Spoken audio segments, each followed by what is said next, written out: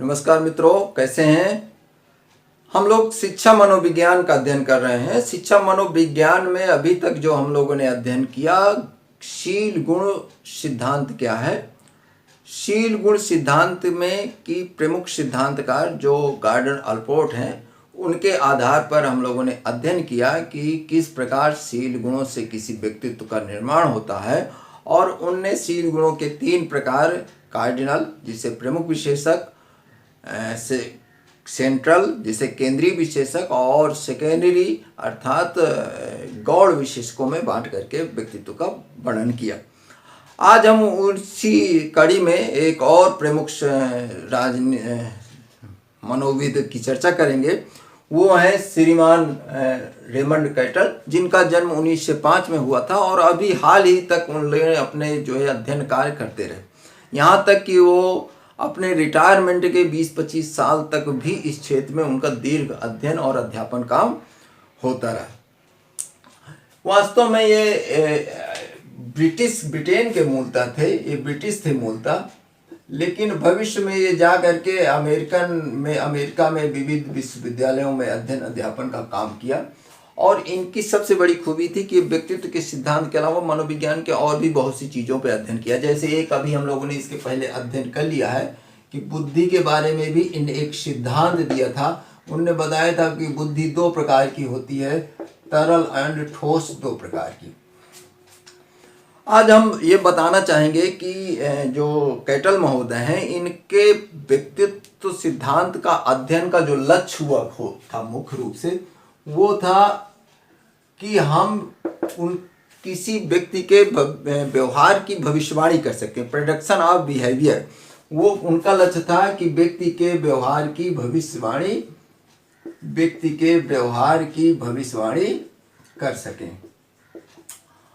अब वो भविष्यवाणी या प्रेडिक्शन कैसे कर सकें, इसके बारे में उन्होंने दीर्घ रूप से बताने का प्रयास किया। उन्होंने कहा कि किसी व्यक्ति की पर्सनालिटी वो है जो किसी विशिष्ट परिस्थितियों में विशिष्ट अनुक्रिया या विशिष्ट प्रकार का व्यवहार ही करेगी। और इस प्रकार उन्हें एक सिद्धांत या एक डिफिनीशन निकाला, जिसको उन्हें सूत्रबद्ध किया अपने रिजल्ट के बाद, कि R is a function of S and P। जहां ध्यान रखिए, R अनुक्रिया है, P क्या है, पहले हम एक एक करके लिख लेते हैं। P है पर्सनालिटी स्ट्रक्चर है, व्यक्तित्व संगठन समझ लीजिए, मैं अंग्रेजी में लिखे दे रहा हूं। पर्सनालिटी स्ट्रक्चर है। S क्या है, S है स्टिमुलस सिचुएशन है, उस पर्टिकुलर व्यवस्था में किस प्रकार का स्टिमुलस होता है, उस सिचुएशन में किस प्रकार का उद्दीपन प्राप्त होता है, उसको कहा। R रिस्पांस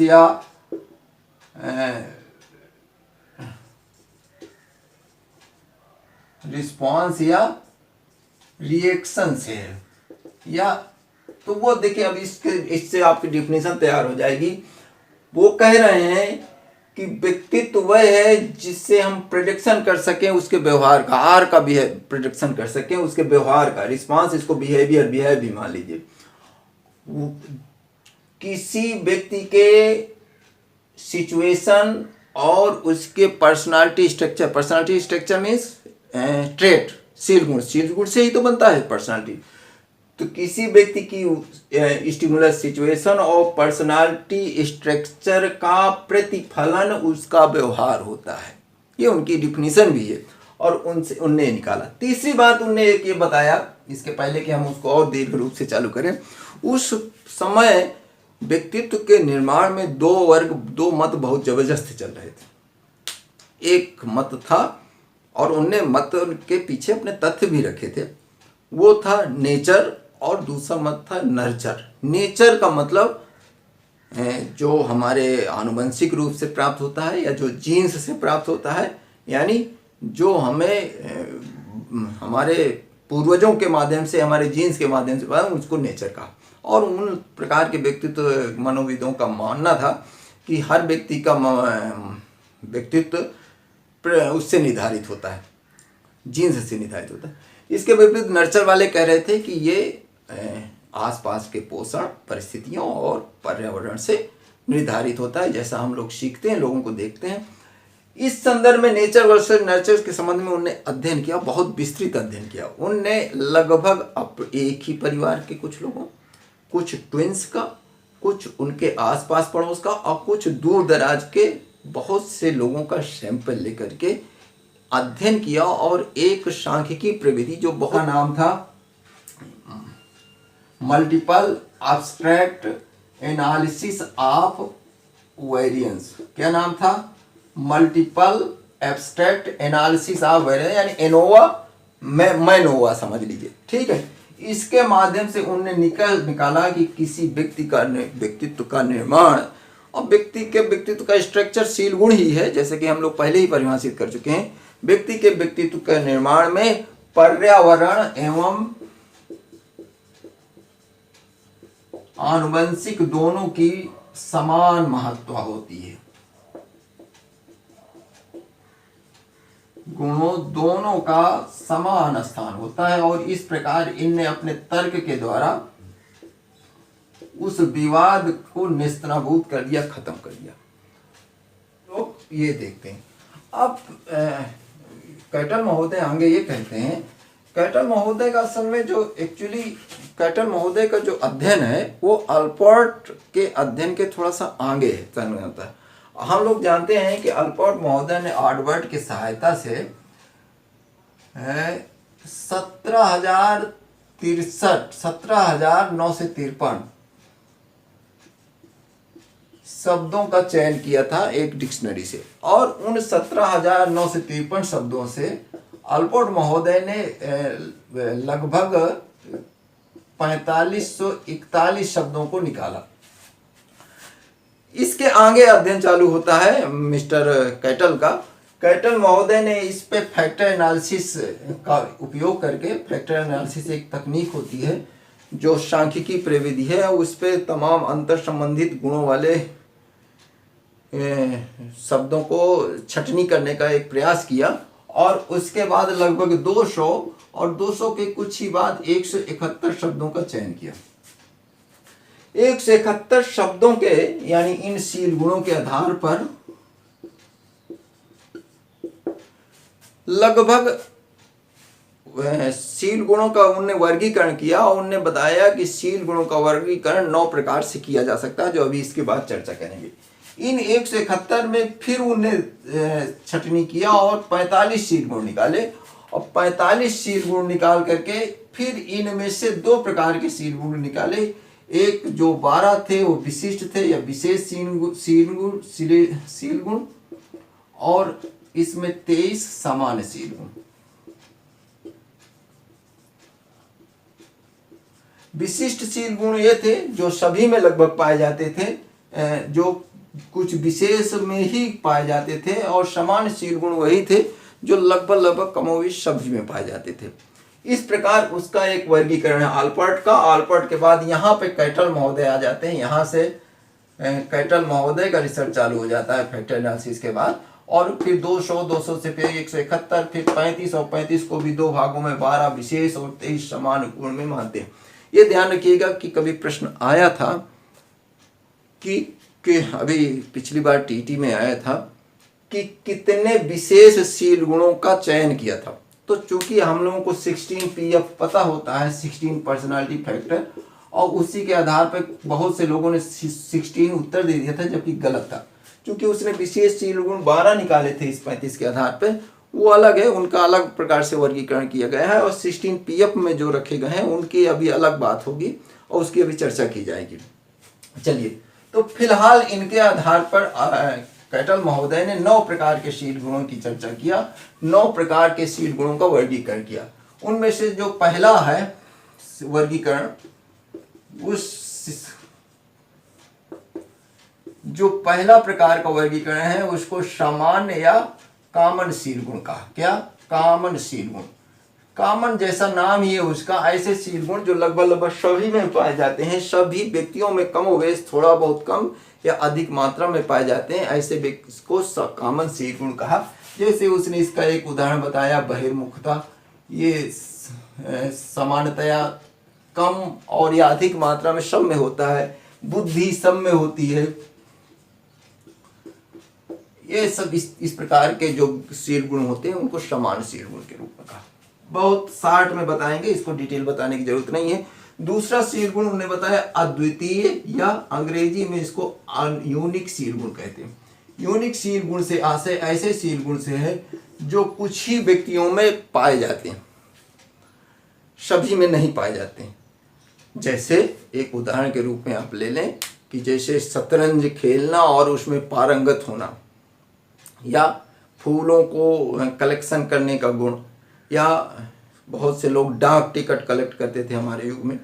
तो इस तरीके के जो गुण होते हैं, इस प्रकार के जो शील गुण होते हैं, वो अद्वितीय या यूनिक शील गुण के अंतर्गत आते हैं। तीसरा उनने कहा योग्यता शील गुण, जिसे अंग्रेजी में एबिलिटी कहा है। योग्यता शील गुण से आशय किसी विशिष्ट क्षेत्र में कौशल प्राप्त करने से।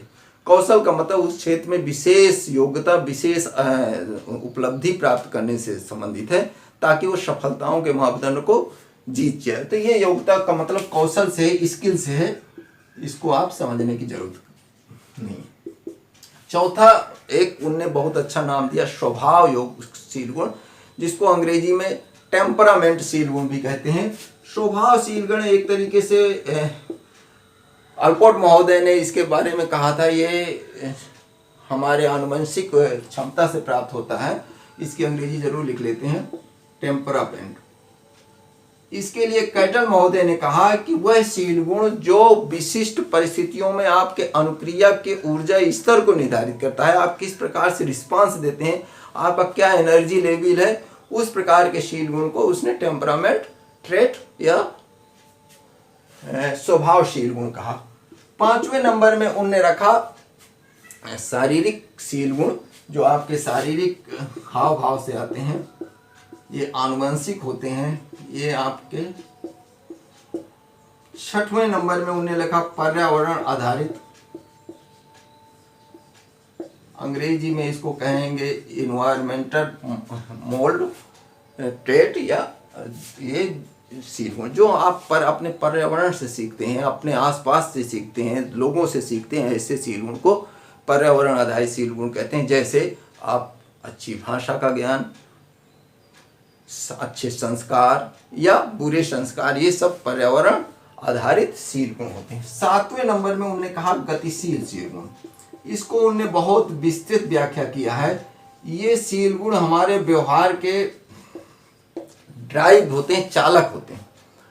ये हमारे व्यवहार को संचालित करने की योग्यताएं होती हैं, और इस प्रकार इन शील गुणों के माध्यम से हमारे बहुत से व्यवहार, संभवतः इन सभी व्यवहारों को संचालन की क्षमता प्राप्त होती।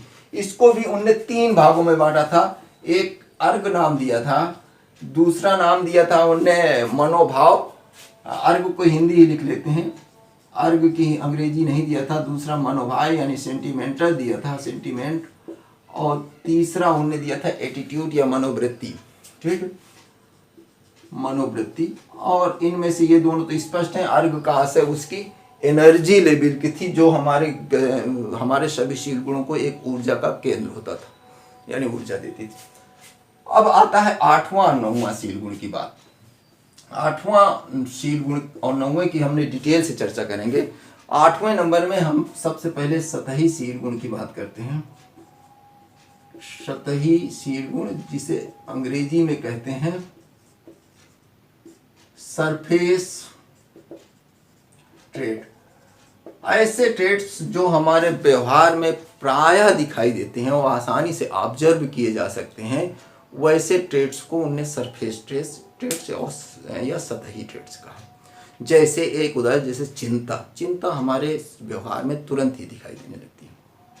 चिंता के अलावा जैसे एक और उदाहरण आप मान सकते हैं, गुस्सा, वो तुरंत दिखाई देने लगती है।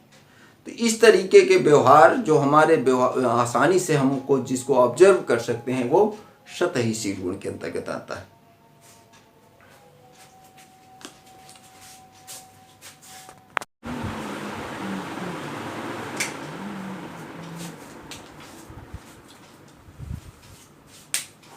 तो 7 शील गुणों की हम लोगों ने अभी चर्चा किया। 2 और शील गुण है, एक स्रोतशील गुण और दूसरा सतही शील गुण। सतही और स्रोतशील गुणों की चर्चा कुछ पुस्तकों में बहुत विस्तृत रूप से की गई है और ये व्यक्तित्व निर्धारण के लिए महत्वपूर्ण शील गुण माने गए हैं। वास्तव में कुछ पुस्तकों ने कैटल के अनुसार सिर्फ 2 ही प्रकार के शील गुणों की चर्चा की है, वो सतही और स्रोतशील गुण की चर्चा की।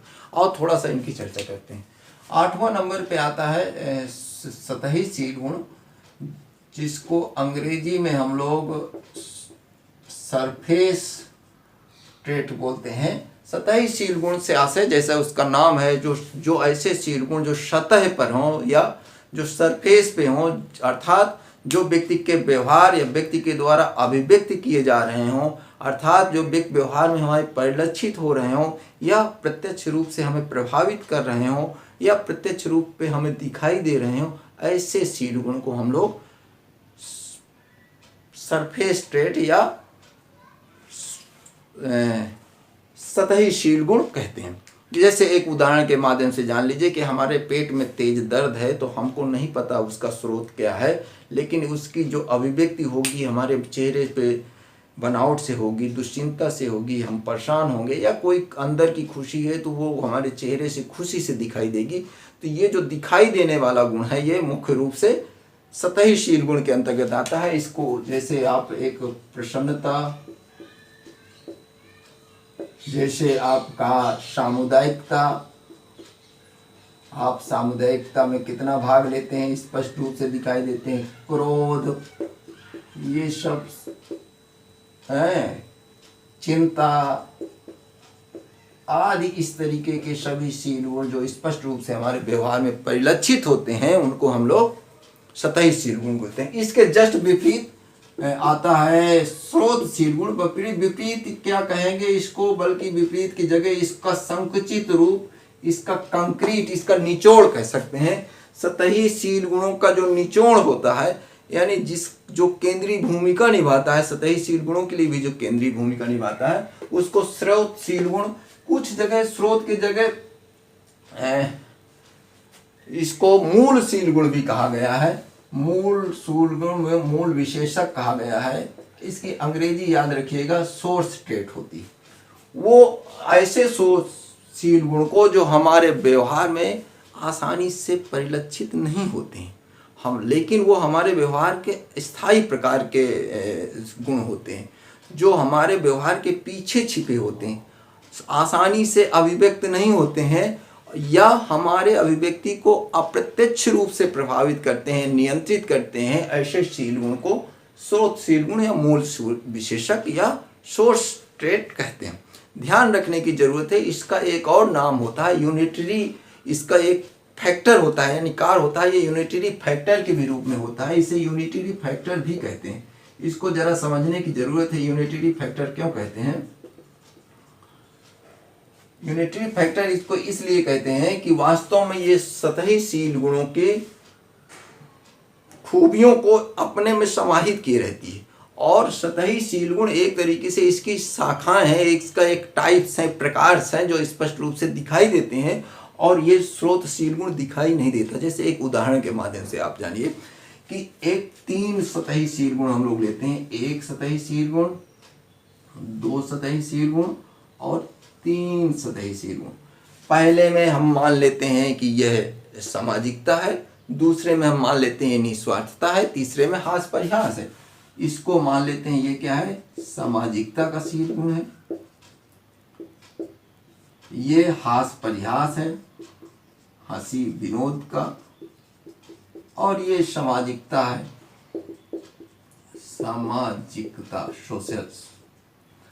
इस बीच पे आप यदि गौर करें तो इस बीच पे इन तीनों पे जो केंद्रीय भूमिका निभाने वाला तथ्य, तीनों का निचोड़ है एक तरीके से, जो इसका यूनिटरी फैक्टर है, एकता का कारक है, उसको कहते हैं मित्रता। और जो ये मित्रता है वास्तव में ये क्या है, ये स्रोतशील गुण है। ये क्या है, स्रोतशील गुण है, यानी ये सोर्सेज है और ये उसके ब्रांचेज हैं, यानी मित्रता न होती तो सामाजिकता का गुण न होता, मित्रता नामक गुण न होती तो सामाजिकता, मैंने दोनों दो जगह कर दिया है, एक जगह निस्वार्थता कर देते हैं।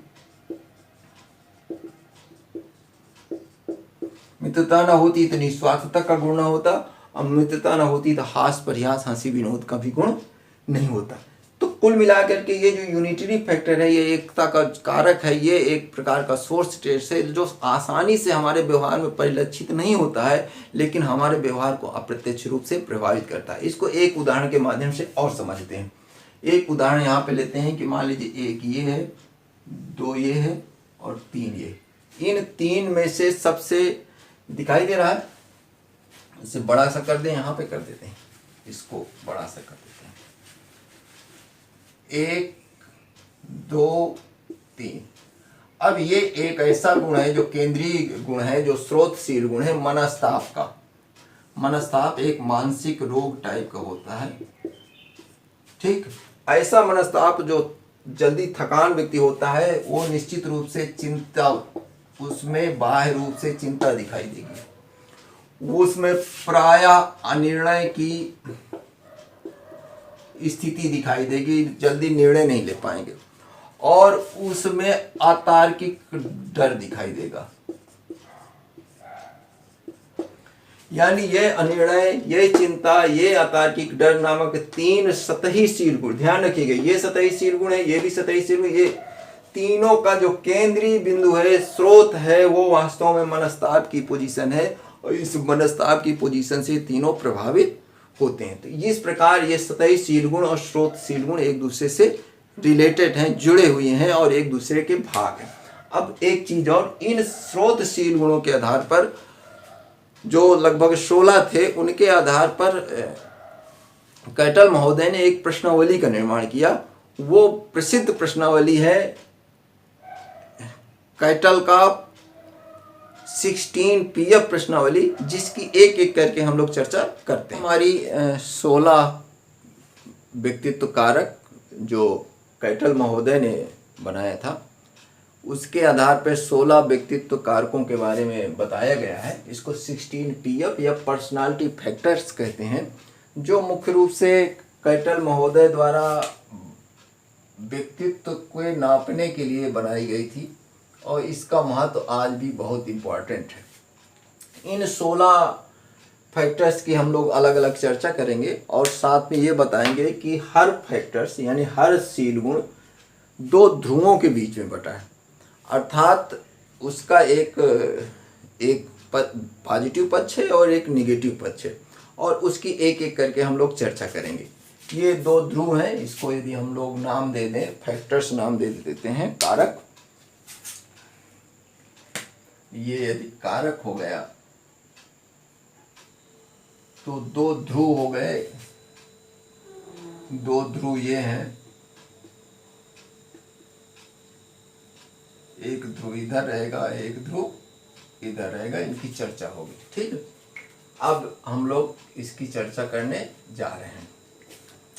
सबसे पहले वार्मथ या गर्मजोशी की बात हो रही है। जैसा कि शब्द नाम है कि ऐसे व्यक्ति जो बहुत गर्मजोशी से जिंदगी जीते हैं, अच्छे तरीके से रहना पसंद करते हैं, वो वार्मथ के अंतर्गत आते हैं। और इस पर्सनालिटी फैक्टर के दो ध्रुव ये होते थे कि एक व्यक्ति आउटगोइंग होता है, उत्साही व्यक्ति होता है, जो हर कार्य में उत्साह व्यक्त करता है। इसके विपरीत का जो दूसरा ध्रुव होता है, वो एकांकी व्यक्ति होता है, सदा ढीला, एकांत में रहना पसंद करने वाला और संकोची टाइप का व्यक्ति। दूसरा कारक उनने तर्कणा बताया था, रीजनिंग बताया था। तर्कणा, रीजनिंग का मतलब तर्क करने से है, और ध्यान रखिएगा तर्क एक बड़ी व्यापक अवधारणा है, और तर्क में सदैव एक तथ्य आधार पर चिंतन होता है। ऐसे नहीं होता है कि उसको कुतर्क आप कर दें, ठीक है। तो ये एक गणितीय व्याख्या है। इसके तर्कना के तरीके दो रूप हैं। एक तरफ एक विवेकशील या अधिक बुद्धिमान व्यक्ति होगा, जिसको अधिक बुद्धिमान भी कह सकते हैं, या विवेकशील रेशनल कह सकते हैं। स्वाभाविक है इसका दूसरा जो ध्रुव होगा वो अविवेकशील होगा या विवेकहीन होगा, जो कम तर्क करने की क्षमता रखता होगा। तीसरा शब्द इमोशनल स्टेबिलिटी की बात उन्होंने कहा। सांवेगिक रूप से स्थिर व्यक्ति कुछ लोग होते हैं, कुछ लोग सांवेगिक रूप से बड़े अस्थिर व्यक्ति होते हैं। जो व्यक्ति सांवेगिक रूप से स्थिर होता है वो जल्दी किसी प्रकार की अनुक्रिया नहीं करता है, बहुत शांति से, बहुत धैर्यपूर्वक कार्य करता है। और जो व्यक्ति सांवेगिक रूप से अस्थिर होता है वो तुरंत प्रतिक्रिया करता है और कभी कभी परेशान भी हो जाता है। तो स्वाभाविक है इसका एक पोर्शन होगा स्थिर व्यक्ति जो सांवेगिक रूप से स्थिर है, और दूसरा व्यक्ति जो अस्थिर होता है उसको हम लोग भावुक कह सकते हैं, इमोशनल कह सकते हैं, और भी ढेर सारी चीज़ें हम लोग नाम देते हैं। फिर प्रभुत्व स्थापित करने का भी कुछ गुण व्यक्ति में होता है। वो चाहते हैं कि समाज में हमारा प्रभुत्व अधिकतम स्थापित हो जाए। तो ये प्रभुत्व स्थापित करने की प्रवृत्ति जिन व्यक्तियों में होती है उनको हम लोग कहते हैं दृढ़, एसर्टिव व्यक्ति कहते हैं। प्रभुत्व स्थापित करने वाले व्यक्ति को एसर्टिव या दृढ़ है, इसका हिंदी में ट्रांसलेशन है। और जो ऐसा नहीं करना पसंद करते उनको हम हम्बल कहते हैं, बड़ा नम्र प्रकार का व्यक्ति है, सौम्य प्रकार, नम्र को इसको हिंदी में, अंग्रेजी में हम्बल कहते हैं। कभी कभी अंग्रेजी बहुत आवश्यक हो जाती है। एक शब्द आता है लाइवलीनेस। मुझे याद है कि बचपन में मुझे एक मेरे सर हैं जो कहते थे बड़ा जीवट व्यक्ति है। जीवटता का आशय व्यक्ति के जीने की क्षमता और जीने की इच्छा से होता है, प्रतिक्रिया करने की इच्छा से होता है। और जो जीवट व्यक्ति होता है वो सदैव मस्तमौला व्यक्ति होता है। ठीक है, तो इसके दो पक्ष हैं, एक मस्तमौला व्यक्ति है, एक सोबर व्यक्ति होता है, सौम्य व्यक्ति होता है। तो इसका एक पक्ष हो गया मस्तमौला, अंग्रेजी है इसकी हैप्पी टू गो, मस्तमौला। और दूसरा जो है सौम्य, जिसको सोबर बोलते हैं, दूसरा ध्रुव ये। तीसरा वो कहते हैं कि रूल कॉन्शियसनेस। कुछ लोग रूल के प्रति बहुत ज़्यादा सजग होते हैं, नियम को छोड़ नहीं सकते, नियम त्यागने की उनकी हिम्मत नहीं होती, इच्छा ही नहीं होती, वो बिल्कुल नियम से आबद्ध होते हैं। और कुछ लोग अपने हित, अपने लाभ के अनुसार नियम को चेंज करते रहते हैं, बदलते रहते हैं। तो इस प्रकार के व्यक्तियों को जो नियम को त्यागते नहीं हैं, जो अपनी आत्मा के अनुसार, अंतरात्मा के अनुसार नियम का पालन करते हैं, किसी बाहरी लाभ के लिए नहीं, तो उनको कहते हैं अंतरात्मा से प्रेरित। और ये व्यक्ति क्या होते हैं? स्वहित से प्रेरित होते हैं, स्वहित प्रेरित, अपने लाभ के अनुसार नियम को चेंज कर सकते हैं। सातवां एक सामाजिक अलगाव की बात होती है, समाज में बोल्डनेस की बात होती है, सोशल बोल्डनेस की बात। सामाजिक बोल्डनेस से आशय हम लोग समाज के तमाम रूढ़ियों, नियमों के विरोध में या बदलने के लिए खड़े होने की क्षमता रखते हैं कि नहीं रखते। जो व्यक्ति ऐसा करने की क्षमता रखते हैं वो सामाजिक बोल्डनेस के अंतर्गत आते हैं। ठीक, जिसको एक साहसी के रूप में आप कह सकते हैं। जो नहीं रखते हैं उनको हम लोग संकोची या संकालू या ऐसे प्रकार के संकोची प्रकार का व्यक्ति कह सकते हैं। अंत में एक सेंसिटिव या सेंसिटिविटी की बात आती है। सेंसेशन से बना है सेंसिटिविटी, जो अधिक संवेदनशील होता है। और कुछ लोग निष्ठुर प्रकार के व्यक्ति होते हैं। तो इसका एक पक्ष आप ऐसे लिख दीजिए, संवेदनशील। और कुछ लोग बिल्कुल संवेदनहीन होते हैं, जिसको हम लोग निष्ठुर भी कहते हैं। तो ये 8 प्रकार हो गई। 9वां प्रकार सतर्कता या विजिलेंस की बात कहते हैं ना, कहते विजिलेंस की टीम लगी है, सतर्कता विभाग लगा है। तो सतर्कता का मतलब दूसरे के प्रति बात होती है। ठीक है, सतर्कता अपने के प्रति बात नहीं, दूसरे के प्रति शंका या विश्वास करने की बात होती है। यदि आप विजिलेंस में सतर्क हैं तो इसका मतलब आप दूसरे व्यक्ति से, किसी से सतर्क हैं। तो इसके लिए एक ही चीज होगी, या तो आप शंकालु होंगे। जैसे मुझे याद है कि इस समय केंद्र सरकार, भारत सरकार कुछ भी करे, कुछ व्यक्ति उसको शंका से ही लेते हैं। यदि आरोग्य सेतु भी लागू करना है तो कहने मेरे डेटा चोरी ना हो जाएगा, या कोई टीका की बात होती है तो कहीं मेरा जो है किसी प्रकार से जैविक उत्पादन की क्षमता न खत्म हो जाए, तो उस प्रकार के व्यक्ति शंकालु के अंतर्गत आते हैं, वो विजिलेंस के अंतर्गत आते हैं। कुछ लोग विश्वास करते हैं, तो वो जो विश्वास करते हैं उनको विश्वास करने वाला या विश्वसनीय व्यक्ति कहते हैं। तो दूसरा पक्ष है विश्वास करने वाला।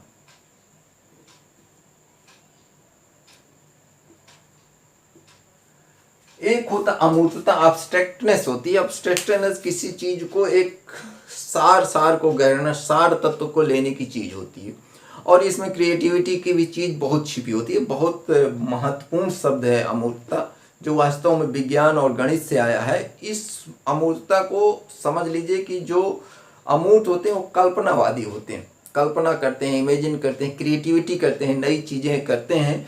तो इसको हम लोग अमूर्तता को कल्पनावादी कह सकते हैं। और इसका दूसरा पक्ष है जो बिल्कुल कल्पनावादी से नहीं करते हैं, तो उसको हम क्या कहेंगे, यथार्थवादी कहते हैं।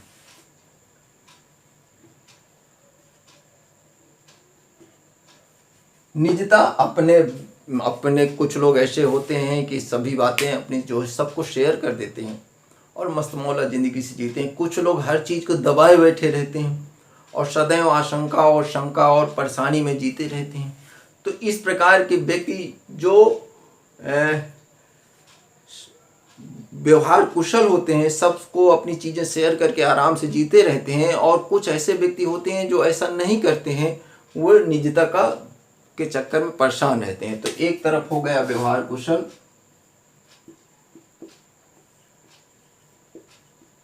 और दूसरा तरफ हो गया व्यवहार अकुशल।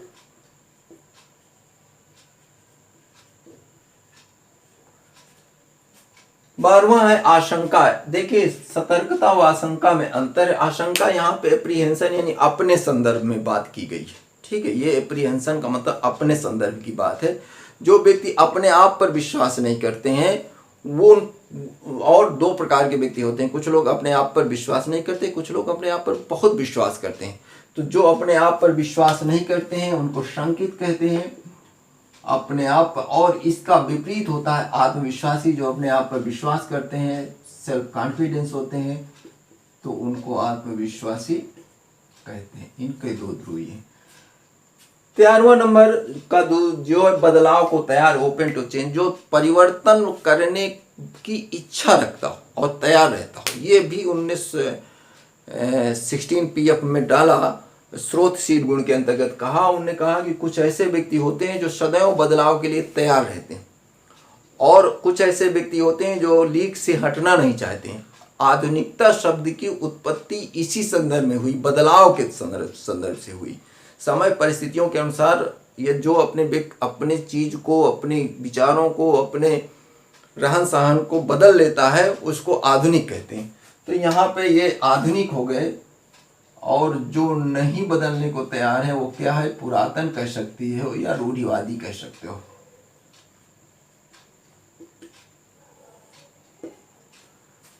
चौदहवां है आत्मनिर्भरता, जो अपने पर निर्भर होते हैं और कुछ लोग दूसरे पर निर्भर होते हैं। इस प्रकार के व्यक्तियों को आत्मनिर्भर कहते हैं, यानी सेल्फ डिपेंडेंस। और तो इसको आत्मनिर्भरता और पर निर्भर या दूसरों पर निर्भर, दूसरों पर निर्भर।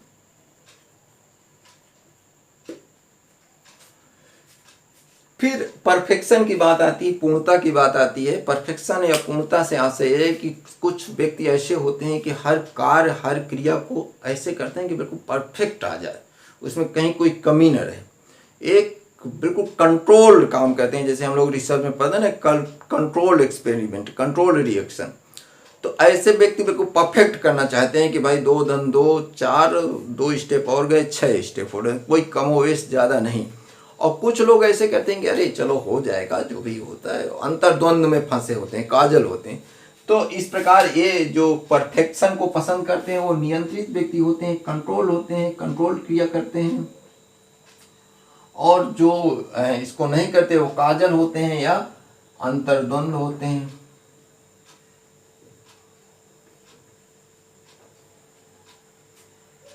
इसके बाद सबसे लास्ट में टेंशन तनावग्रस्तता आती है। तनावग्रस्तता में भी दो प्रकार के व्यक्ति होते हैं, एक तनाव मुक्त, एक तनाव युक्त।